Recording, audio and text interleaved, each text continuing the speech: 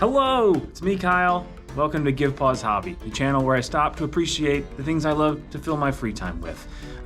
Speaking of which, for those wondering, no, this is not my serious facial hair.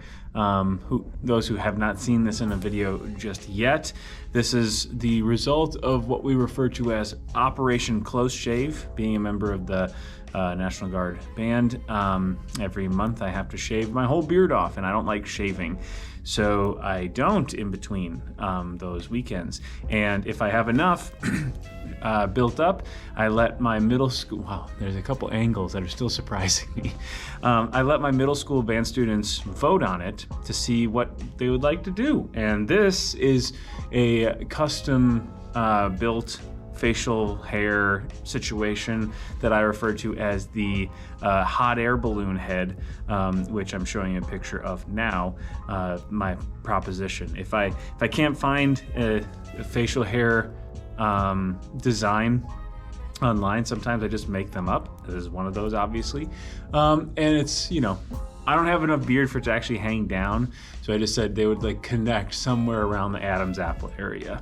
Unfortunately, starting with a like strawberry blonde beard, but that's getting grayer, means that it's kind of hard to see some of the detail, but that's neither here nor there. You're not here to talk about my beard, you're here to talk about Lacrimosa.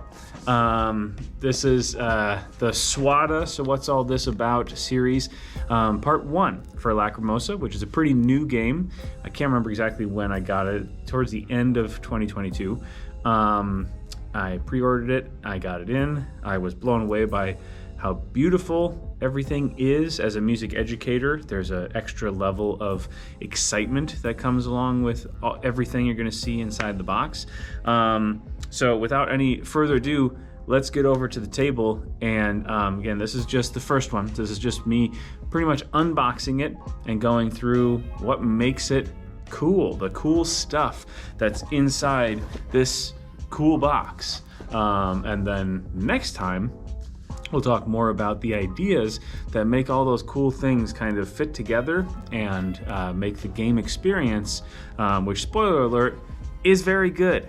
So again, let's go show you what's in the box. All right, so first thing you'll notice, it has a nice spot-coated reflective cover, which I'm not necessarily like the biggest fan of in general, but I think this one's a pretty good use of it.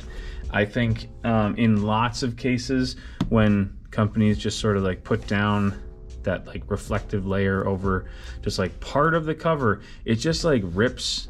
Because I've seen sort of like, I mean, here's Mozart, and I've seen kind of in the past where like, well, let's just like put it over this like picture of Mozart, so then he like pops off the cover, and to me that just does not look good. But with this, like the name in this like cool script, but then this like foreground of him traveling, which is like as you'll see, part of the game, and in the color that he is matching his jacket, I think it is really kind of nice. And that's just my thoughts on the cover. Let's get inside the cover to see what else is in here. So right off the bat, I'm just going to address something that I've seen a number of people kind of mention, and the map does itself no favors in this. There is an amount of beigeness that a lot of people are not total fans of. I think it's great. Just to get to it right away, I think it makes all the sense in the world. This is taking place during and after the life of Mozart, and that is a time when it would be perfectly reasonable to expect your anything that's printed, i.e. music, to have this like, you know, sepia look to it, or at the very least, from our perspective in modern times, looking back on artifacts from then, they have absolutely, even if they didn't start with it, taken on this sort of like tone. So to me, I think it looks really cool, and let's show you kind of what we have going on here. So on the map, we have the card market, the actual map of Europe that Mozart will be traveling around.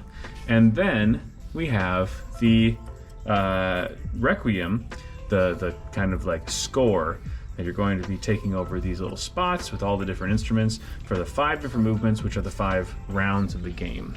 So I guess this is a good time to talk about the theme. So what this is all about, Mozart has passed. He is no longer with us.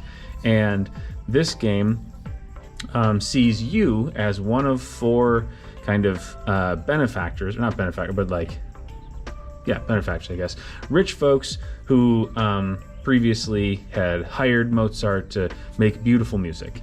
And you are trying to console his wife, his widow, while also trying in a, somewhat not gross way to like cement your part of Mozart's history as like, someone who traveled with him, someone who gave him the funds in order to compose some of his like most famous works. And the way that you're doing that is kind of in 2 different timelines. You have over here the Requiem, which was actually this game is based mostly on historical events, music that was unfinished when he passed. And so this is in the post-Mozart time. All of this is in the with Mozart time. So the game actually kind of takes place in 2 time periods. Over here, you want to be hiring one of the 2 different composers you'll have in order to finish this Requiem. And this is area majority, where you want to get the most of your chosen composer in the different movements, because then again, your spot in the history books, which is kind of represented by this victory point track, is going to be made permanent, because you're like, wow, can't believe this person funded this one genius composer to finish out the 4th movement of the Requiem. Like, they made a huge impact to music and the musical culture. So this is in present day, mourning Mozart's loss. Over here, this is you kind of regaling stories of Mozart's travels, where you were along for the ride, to his widow, to kind of help console her, to give her memories of her late husband. And then over here are going to be the cards you're going to be getting in the game, because this is a deck builder of sorts, or rather like a deck modifier, which are either going to be the actions that you can take in the game or the pieces of music that you commission. So but this isn't about how that all works. The rest of the video is just going to be me showing you kind of cool things, and then I'll go over the details of how they work next time. So map, beige. I like it because it's historical. That's what it's going for. If this was supposed to be like a sci-fi game and it was this color, maybe I wouldn't be so thrilled. But it's supposed to be a long time ago, and it matches that just fine. So the next cool thing about the game, these are the 4 player boards. And as you can see, first of all, they're not just your standard colors. They're kind of an interesting collection of the yellow, blue, purple, and brown, which is kind of unfortunate, but is what it is. But not only that, they didn't just go with like a solid color. They went with this kind of washy look to this like composition notebook when you fold it up, but also each one has like its own crest, and we'll come back to that. So inside, they're all going to look the same except for your crest right here. So this is going to be kind of your little world in the game. And what's really nice about this, I don't think, let's see if it will. Nope. One of them is looser. This one's not one of them, I guess. So you can, I think, probably see this this section right here was pushed into the player board. The game came, I think, in 4 different languages. Obviously, I chose English. And so this is the only part of the player board that has text on it. The rest has, numbers, but the rest are just symbols. So the whole board, the player board, is completely language agnostic, and you just punch that in and then it's good to go for your region. Same thing with the board. The only thing on the board, I guess that's not true. The names of the cities are, I mean, they are what they are, but I'm not saying they're in English, because obviously München is not an English word. So that one is, you know, the names of the cities are the names of the cities, like what they would name themselves. Maybe there are different names in the other languages for these cities, but that is not going to change, because they're not going to have little punch out things to put on every one of these cities. Anyways, the rest of the board is really beautiful. As you can, I think, also probably tell, it is a double layered board, which is super critical. Has some of the standard double layered benefits. So actually, let me just dovetail into some of the components. So what I've done here for each of the players is made their little kind of baggie of goodies. So the brown player, purple player, and the blue player, and then we have the yellow player here. So in each of the baggies are some cards, which we'll get to in just a second. Then you have, move this off the side. You have, this is cool, your crest goes up here just to be like, that's me, and lo and behold, going to match the really nice printed wooden victory point marker you got, which only goes up to 50.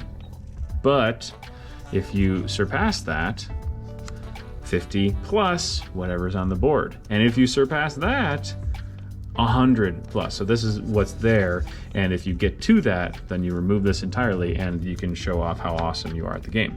Over here on the side, your tiny little purse, which I thought was the bridge of a string instrument at first, which doesn't really look like that, but it only kind of does, until I saw the little picture of the purse and the fact that this is about money that you're going to be making. So you're going to start down here at the bottom, and again, double layered stuff.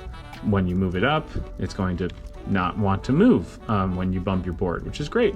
Then you've got your story points, which I believe are composition, white, travels, and like personality or like fame.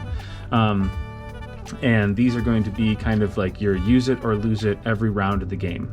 You're going to bump these up and spend these to do different actions. Again, double layered board means they stay in place. And then over here on the side, I guess I'll go into one other part of the game. I mentioned those composers that you were hiring, and in the game there are 4 of these, so you're going to choose 2 of them. Eibler is the blue one here, and you're going to put them over on this track, and then you would choose another one. You can't quite see it here. There you go. Then you're going to choose another one to go on this part of the track. So these are going to be situated at the different movements. I am not actually organizing them here. They're all the same benefit within each stack. Each composer is going to get you different little benefits, but the cost will go up as you go down the stack. So first person to get there gets the best deal. And then that is going to, whichever one of these, you're going to start the game with these really cool, again, nice printed wooden tokens, have an 8th note and a 16th note on the 2 sides. And they're going to start here on your board. You can see 8th and 16th because you haven't decided. So if you go for the 8th note composer, you're going to place it on the 8th note. And when you place it in the movement, the part of the game you're in, you're going to put it on one of the instruments. And then that is going to go boop right there on your board. Now this one is, obviously you're not going to be holding it at a 45-degree angle. When it's down like that, it does kind of keep it in place with the little teeth there. But again, any more detail than that, and this is going to be not so much the cool stuff, but the cool ideas. But yeah, these are super nice, and they're in the different colors, which again are great. I think the brown is fine. And I did just say how I do like the beige color of the game, so I suppose I should be ready to, you know, defend brown as a color if I'm going to defend beige, but it's not the most exciting of the player colors. But speaking of the most exciting, again, I'm going to go over really the nuts and bolts of how this works. I'm just going to show you this now. But it's not just a double layered board, it's actually a double layered with a little bit extra space board. And that's because these cards that you're going to start with, you start with 8 of them. I'm pretty sure it's 8, right? 2, 3, 4, 5, 6, 7, 8, 9. That's right, there you have one more than you will use, because every time it's your action, you're going to choose 2 cards, and one of them you're going to, now this is the board that I had to help out a little bit. You're going to slide into the top up here so you see the action, and the other one you're going to slide in to the bottom where you only see, this is the income track. At the end of the phase, whatever's down here is going to determine the points you have over here. When you take the action, it's going to be the one that's up at the top. So eagle-eyed viewers will notice when I chose this action, I didn't get that income. And when I chose that income, I didn't get that action. So every round, you're going to use 8 of your 9 cards, but you're only going to use them for half of their effect. And that is what I will go deep into next time about cool things in the game, or rather cool ideas, because this is the cool stuff. So while we're talking about cool stuff, we got more printed wooden tokens. These are the story icons. These are special because they stick around even when the little cube track kind of goes away at the end of the round. Well, I'm putting that away. I should keep it out to keep showing how cool this stuff is, hence the video. Here's my sort of catch-all bag. You have a first player token being a tuning fork, which is pretty good.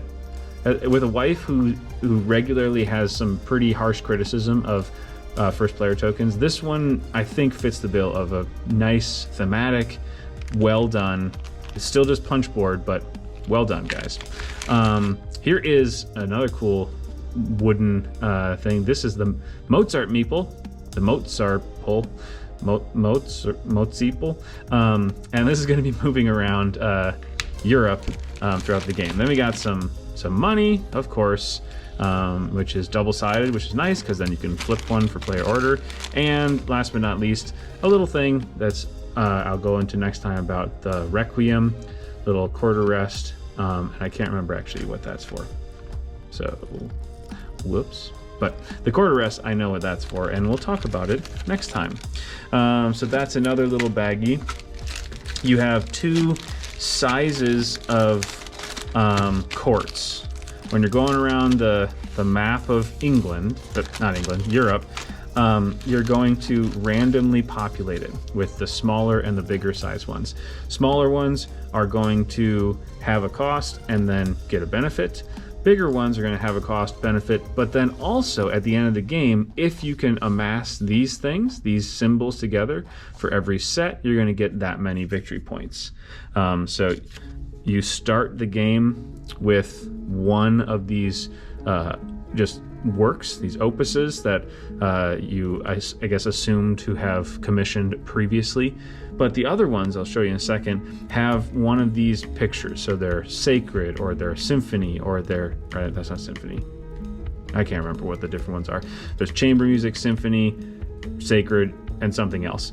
And so as you get those in the game, maybe you can get yourself some end-game victory points. What's neat about these is on the backside, they're a little bit more fancy. They have the filigree around the outside. You'll notice they're a little better. They cost the same, 2 wheels for 7, then 2 wheels for 8, and a victory point. Or this one, the end game doesn't change, but instead of just getting one white story icon, you're going to get a white one, a money, and a victory point. So the way that works is every round where nobody took this action, for the ones that are still remaining on the board, they will flip over to just become more attractive, which will, you know, probably lure people to take those actions in the future. I mentioned there are 4 of those other composers that you are commissioning to help finish the Requiem. Here are the other 3. Again, they're not like completely like hugely asymmetric. They definitely add a different flavor to the game because they will give you different benefits. So if you have one composer or two of these composers, you might be influenced to do a lot more traveling or a lot more commissioning like works or whatever throughout the game. And it just depends on which ones you choose. All right, so let's do this one next. So the only things left are a few baggies with cards.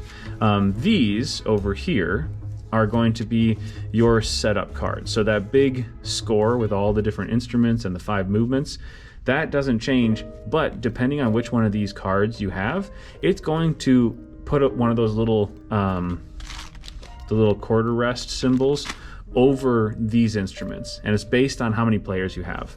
So if you are 2-player game, all of these instruments are going to be covered up. So percussion in first movement, string, percussion, organ, second movement, so on and so forth. If you have 3 players, you're going to ignore this top row and you're just going to do these ones. And if you have 4 players, you're going to just do the bottom row. So you're always going to cover something up, which I think is nice, which then is going to limit what you can do, because if you don't have as many strings to put into the Requiem, you aren't going to have as many options to do these effects on your board. So it does change the game. Again, not in a massively, completely brain-breaking way that is different, but nice. And this little blue deck of cards is the Automa. So there's a solo mode, which I will admit I have not played. I'm looking forward to it. That's why the rulebook isn't in my box, because it was at home and I was looking at it. So this has all the different actions at the top and then some tiebreakers at the bottom, so you know how the bot will actually make use of those things. And then the last 5 baggies are going to be 5, 4, 3, 2, and 1. So these are the 5 different eras. I'm not going to go through them because actually I'll go through. Let's look at, say, the 4th one, because these it's really nice. The game has its own sense of progression, because the actions that you're going to be able to get, as opposed to the one that I used on my player board, which just has that cross, which I'll go over what these all mean. This one has 2 and lets you do that.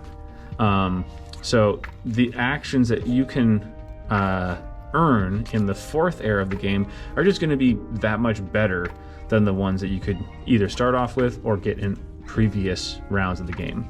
Along with that, these are the different type of compositions that you can commission.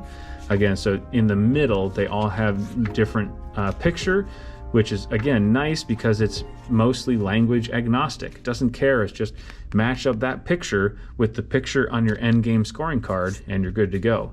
Now, each one can be either performed or sold. Selling is going to get you more, cash to work with, but performing allows you to keep doing it. You don't have to actually get rid of it like selling it, which then allows you to get those endgame victory points. So in addition to those cards, each of the rounds has these 3 tiles, and these are benefits for that round. And there are 3 different ones, so you're going to randomize it, and when you make your draw stack, at the top of each of the eras is going to be the benefit or the bonus tile. So when you start the 4th era, you're going to flip it over and say, oh, so now if anyone performs or sells a piece of music, they're going to get a composition disc, one of these ones that sticks around, not just for that era. And it could have been, for commissioning a work, $2, or traveling a fame disc. And every era has different 3 options, and you're going to randomize those, and you're going to make like this layer cake, the 5th era down at the bottom up to 1st on top. But again, I'll go over more of the how you do that next time, because that's definitely part of the cool ideas. So now let's pack this up. Unfortunately, I did this in a way that I wanted to show off. Hold on. 1, 2, 3, 4, 5, 6, 7, 8. Oh, right. In my board. I wanted to show off the board first, which, again, eagle-eyed viewers will have seen that's not how I have my my box set up in here. So I just need to put this stuff back in order by reversing the order that it goes into the box. I will say, as I'm doing this, because this is definitely not in the cool ideas category, there has been, well, I said I kind of don't agree with the beige criticism that the game gets, because I think it looks really cool for what it is. It's not trying to be modern or, you know, clean. It's trying to look like a rather ancient document, which it does a good job of. But I have also seen some criticism of the game that it is fiddly to set up and to tear down, and that I will absolutely agree with. From, you know, getting the board set up to figuring out which of these instruments are not going to be available on the Requiem, to putting everything back into the different bags. There is a decent amount of effort that goes into it, and there's definitely a wrong way to do it. So you don't want to do that. So I player boards, and then I think, if I can remember correctly, you just put the cards there. It's not like I need to be super careful and it like needs to go in a certain way. It's just nice to kind of use what I've got to somewhat bolster the things to be in place. And then the baggies that kind of have some cards and some brown bag. What happened? Oh, there we go. So I put the loose bits on top so the cards can lay flat, and then those can just loop. And then when I have the rule book, this sort of just goes right down on top of that. So not like crazy to put away, but I also didn't have the whole board set up. So that is the inside of Lacrimosa, which I think is pretty darn beautiful. Ooh. All right, so that's Lacrimosa, the cool stuff inside it. I'm not gonna lie, a selfish reason I love this new, or this reboot of this old series, is that it just allows me to geek out over things I already own and games that I love. I'm not gonna do a SWATA on a game I don't love. And it just sort of revitalizes my excitement to get back to that game and play it some more, which is absolutely true for this. It's a little bit of a grok in terms of there are like the different parts of the board, and we'll talk about that next time. But in terms of just like tactile enjoyment and just being immersed in the experience, this knocks it out of the park.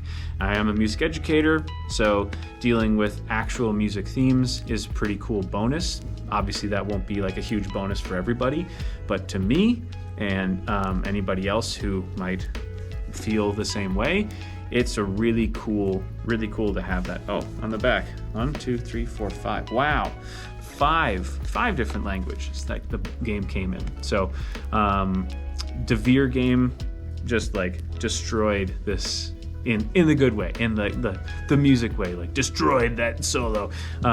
So yeah, Lacrimosa, filled with wonderful, beautiful toys, and I can't wait to show you about the ideas that make it tick. So until then, thanks for taking a pause to give pause.